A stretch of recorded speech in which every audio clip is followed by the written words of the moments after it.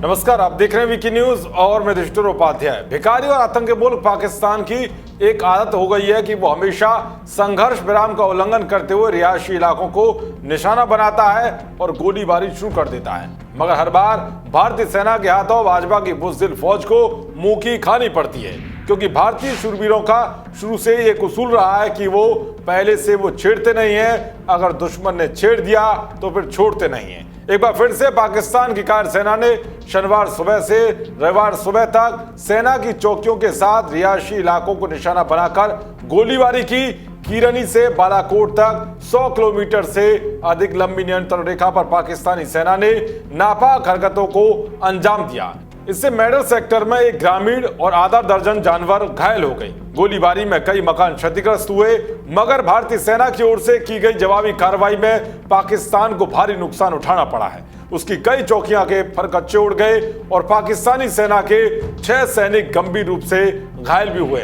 बता दें कि पाकिस्तानी सेना ने शनिवार को सुबह 10 से दोपहर 2 बजे तक जिले के किरनी, कस्बा, मंदार क्षेत्रों में सेना की चौकियों के साथ ही रिहायशी इलाकों को निशाना बनाकर मोर्टार बरसाए। उसके बाद शाम 7:40 पर गुलपुर सेक्टर के खड़ी करमाड़ा में मोर्टार से गोलीबारी शुरू की, जो रविवार सुबह 3 बजे तक जारी रही। इस दौरान रात 11 बजे पाकिस्तानी सेना ने मेडल और बालाकोट में भी मोर्टार से सेना की चौकियों और रिहायशी इलाकों को निशाना बनाना शुरू कर दिया। फिर क्या था, भारतीय सेना ने भी मुंहतोड़ जवाब दिया। दोनों तरफ से सुबह 4 बजे तक गोलीबारी जारी रही। इस दौरान गांव गुल्द मोहल्ला नवनी निवासी मोहम्मद रशीद के मकान की छत पर एक 120 mm का पाकिस्तानी मोर्टार आ गिरा, जो छत तोड़कर कमरे में जा घुसा। इससे रशीद का बेटा यासिर घायल हो गया, जिसके जवाब में भारतीय जवानों ने पाकिस्तान की कई चौकियों को तबाह कर दिया, जिसमें पाकिस्तानी सेना के 6 सैनिक गंभीर रूप से घायल भी हो गए। बता दें कि इससे पहले बारामूला में नियंत्रण रेखा से सटे उड़ी सेक्टर के अग्रिम हिस्सों में पाकिस्तानी सेना ने गोलीबारी की थी, जिसके जवाब में भारतीय सेना ने करारा जवाब देते हुए पाकिस्तान की कई चौकियों को तबाह करके 2 पाकिस्तानी सैनिकों को ढेर कर दिया था।